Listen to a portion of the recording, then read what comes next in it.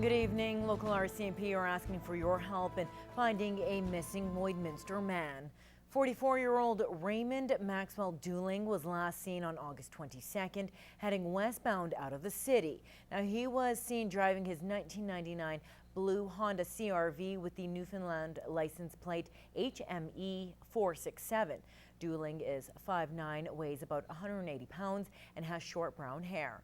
RCMP say he was last seen wearing blue jeans, a plaid shirt, a white DC ball cap, and Nike shoes. Now, if you have any information on his whereabouts, you are asked to call the Lloydminster RCMP at 306-825-6350 or Crime Stoppers. Well, the border city will be home to about 1,500 more workers next week as turnaround begins at the Husky Upgrader. Now, the industrial plant will be shut down for up to 7 weeks to clean, inspect, and replace equipment. This necessary safety measure will bring some upsides, but some temporary difficulties for the city with the extra congestion. It certainly will make for an interesting time. Lakeland College will be back in class, and the students will be in. Plus, we'll have these influx. So after a slower summer period, we're definitely going to see a lot more action here.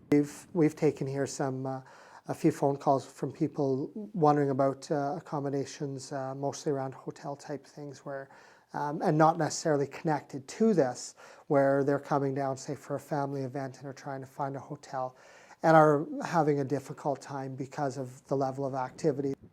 The Days Hotel says that they are at around 98% capacity, and because of lack of space, some residents are opening their spare rooms for these temporary workers. Now, additionally, Husky says that residents should also expect an increase in traffic. Along the Yellowhead Highway, we see the most traffic at any point on the Yellowhead between Edmonton and Saskatoon. So that's already the case, especially with with some of the construction activity making it a little bit more difficult if we add some more vehicles on the road. However, for the growing community, this will bring an economic boost.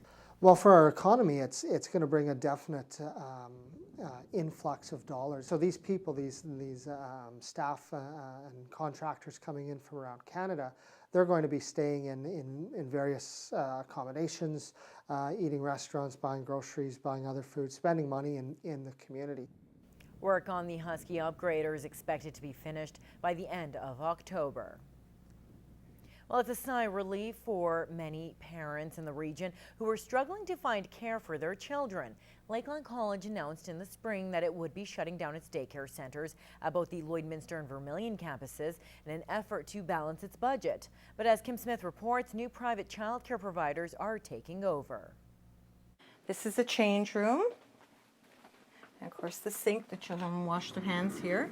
Don Barry decided to move from Medicine Hat to Lloydminster to open a child care centre. It really wasn't a hard decision. I'd been thinking I wanted to open a daycare for a long time. And Barry says she knew the demand for child care in our region would be high. I had lots of phone calls, lots of emails before I even opened, when I was still in the process of getting the licensing. Facing a $4 million deficit, Lakeland College chose to close its daycare centres. The college had a very challenging budget that came down from advanced education, and we had to make a lot of very difficult decisions, and this was one of them. When the news went out that Lakeland College was going to stop providing these services, we heard loudly and clearly from the community, and there was a big response, and from both communities that were concerned about the loss of these services. That's why the college sent out requests for proposals to rent out the space to other providers. We actually had a very good response from both communities and had several applications for both centers, and so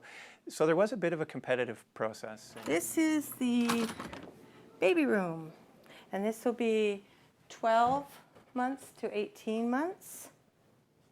We have a few openings in this area right now. The Child Care Centre at the Lloydminster campus is licensed for 60 children between the ages of 12 months and 5 years for ones like Aiden and Summer here. Now, there are still a few spots available. It's first come, first serve. When we are full capacity, we'll have about 10 staff here.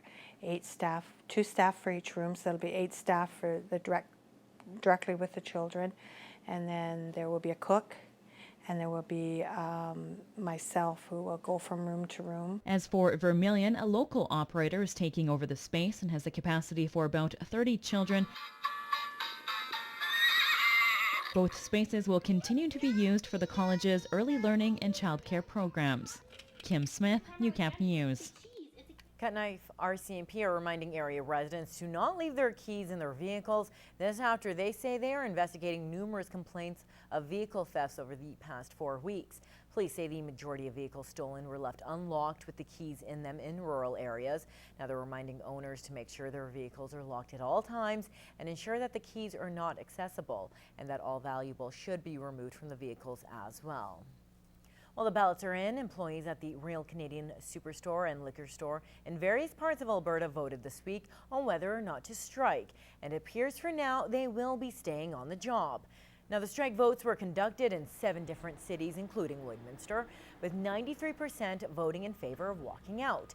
Their union, the United Food and Commercial Workers, says they will not call a strike, but are hoping to sit down with the company to discuss the issues at hand and to avoid a possible strike altogether. Now, according to the union, the biggest issues have to do with reduced work hours. Now, there is no word on when that meeting will be set up.